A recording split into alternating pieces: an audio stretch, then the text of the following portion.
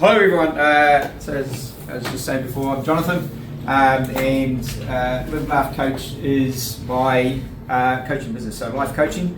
It's something new for me, but part of my philosophy, if you want to call it, is that I have a Christian Christian faith, and so that is something that for me in the past hasn't really sort of been something I've sort of expressed a lot in terms of what I've been doing. But for now, it's with my coaching, I want to be able to bring that out because, like anything, it doesn't matter whether it's sports or home or anything. These are language that you can talk, and just being able to be open and say, hey, look, I'm from a Christian faith, brings in a different dynamic if you want to have that faith-based talk.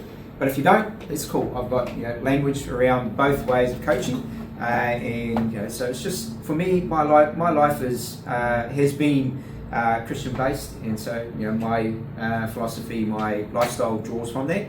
But it's coaching is just about you. So whether you have that faith or not is kind of irrelevant to me, but it just gives me a different dynamic if you wish to go through that. And so life coaching is something fairly new for me that I'm getting into. So a little bit of background on myself. It's my family in the top there. We Christmas a year ago, 24, 25, we went for a big family trip to America. It was my son's 18, he had finished school, he was going into the workplace, and we're like, well, this is our last chance to do a great, big trip. And so we spent 4 weeks in America. It was fantastic. Disneyland was a bit of a childhood dream of mine that had sort of got put on the back burner. Never thought I'd get there, but we got there for a couple of days. Fantastic. Unlike everybody else, I love Goofy. Mickey's cool, but Goofy and Donald Duck are my characters. They are just great. So we got a photo with Goofy, and the lady who was taking the photos just I couldn't stop laughing. It was great. It was fun. I was born and raised in Matamata. Did my school and everything there. I went to Polytech in Bay of Plenty, Tauranga. Did a year there doing basic mechanical engineering trade schools, and so that led me into becoming a fitter welder. And I did that for about 11 years. Started at Rock Tech in Matamata working on heavy manufacturing. So it was all 1 ton to sort of 20 ton, 30 ton equipment, big stuff. Did there for 5 years in my apprenticeship. Moved to Hamilton, chasing my then girlfriend, now a long time wife. And I went through a process where I sort of realized I didn't really enjoy what I was doing, but I didn't realize that. I was chopping jobs about every year. Did all sorts of different things in the welding industry.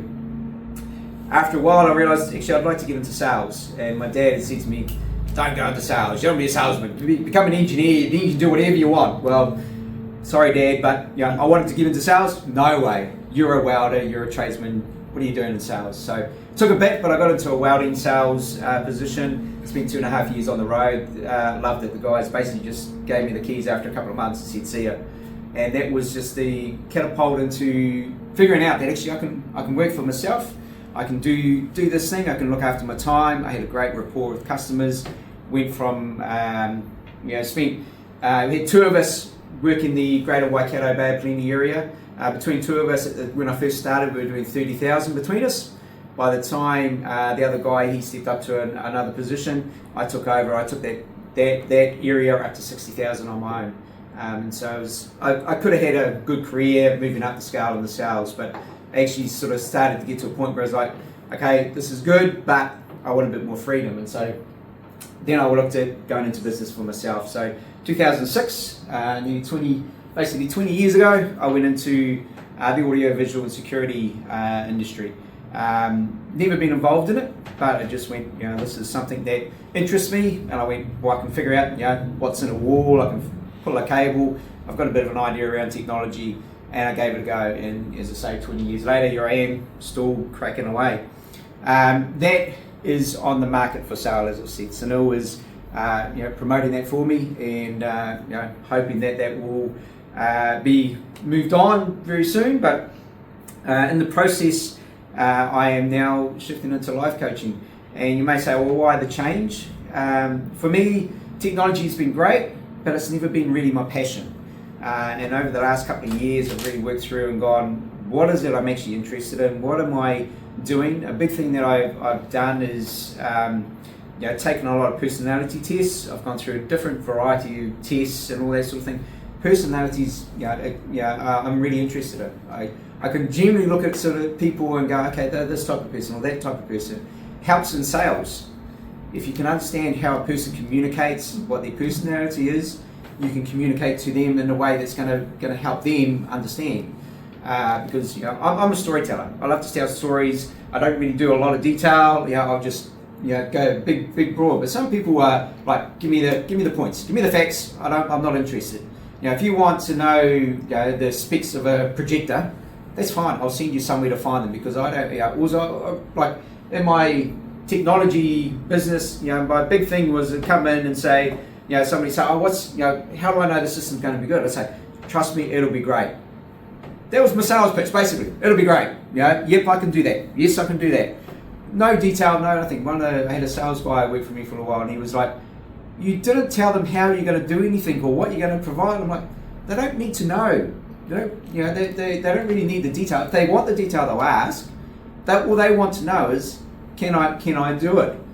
Yes, I can. I can make it happen. That's what they want to know. And so that's the thing, is being able to work through that. And so for me, going into coaching was a big change, because I've been a tradesman for 30 years. It's a big change, it's a big shift, but it's something that for me is going to be exciting. So moving on in the coaching field, I've been looking at this whole thing of goals. How do people do goals? And the big thing I always found, I've had business coaches, they're always like very structured goals. You've got your SMART goals. How do you've got to be specific, you've got to be measurable, achievable, realistic, timely. For me, I'm like, I don't like that boundary. I'm very more broader. I like the vision. I have more of a vision. How do I overall see things? What way do I work through things? And then those smarter goals sort of come within that, but I need that overall vision. I need to be able to just look at the broader picture, because I'm the storyteller. I'm not the specifics. And so each of us work differently, and there's different ways of doing that. And so in my coaching, I'm going to try and bring that through. What actually works for you? If you're a SMART goal person, great, let's work with it. If you're a visionary, great, we'll work with that. And helping you towards what's going to work for you. So in front of you got your little pieces of paper. What I thought we'd do, being a coach, obviously it's expected that I'll do some coaching of some sort. So we'll try and work through and look at what does 2026 hold for you. And for me, as I say, you can set your specific goals, but sometimes you need to have that dream. What is your dream? What are you aiming for? What are you looking for? And that little quote there from Unknown says, laugh often, dream big, reach for the stars. And it's that thing of saying, they always say, aim for the stars, you might hit the moon. That's the thing, we've got to dream big, think about where are we actually going to go, then we can start to move those smaller steps and we can make things happen. But if you don't have a bigger dream, what are you aiming for? What is life actually holding for you? Where are you going to go? And so, something to work through. So we'll have a look at some questions, and jot down some notes if you want. That's what the paper's there for. Otherwise, just listen along, and we'll try and crack through this. So, what would you attempt if you knew you could not fail? If all resources were available to you, what would you create or pursue? What possibilities have you dismissed as unrealistic? What if they weren't? Where do you feel most alive, and how might that guide your dreams? So what's your big dream? What's that thing that you look at? For me, coaching was one of those things. It was a big dream. It's just like, nah, I can't do that. What good am I at that? As I say, it's not about me having answers. It's about you guys, you've got answers within yourselves, but sometimes you just need to process those. How do you get them out there? So what is your dream? What are you thinking? Open up. If money wasn't an issue, if time wasn't an issue, if you had forever to do something, what would you really want to do?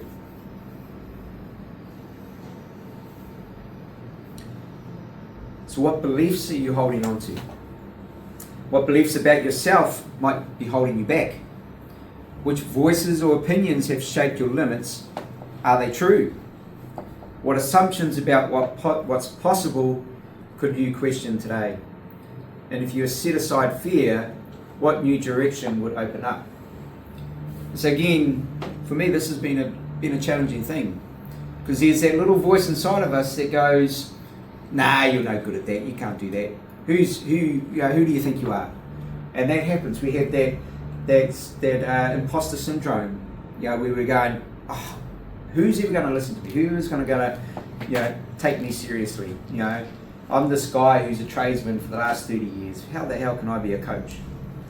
That's the thing we've got to work through and just go, well, actually, put that aside, what are the actual things that we do have? What are the qualities that we do have?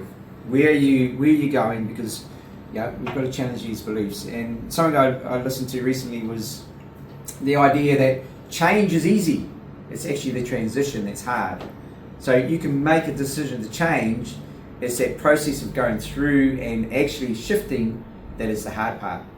So what is challenging you? What are you working on there?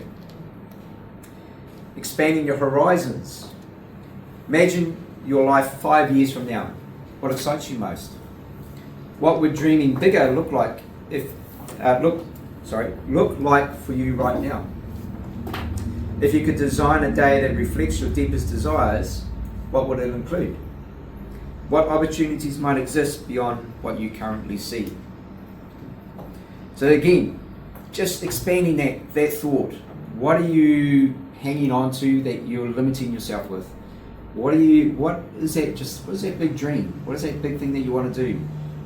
For me, it's about making change, trying to affect things in people's lives and making things different and building a community, because industry I've been involved in didn't really have community. It's each man for himself. So trying to build a community around that. Last slide, not technically last thing to think about, new realizations. What patterns in your thinking could you shift to see differently? What dream feels too bold to say aloud? What if you wrote it down? How might your future self encourage you today?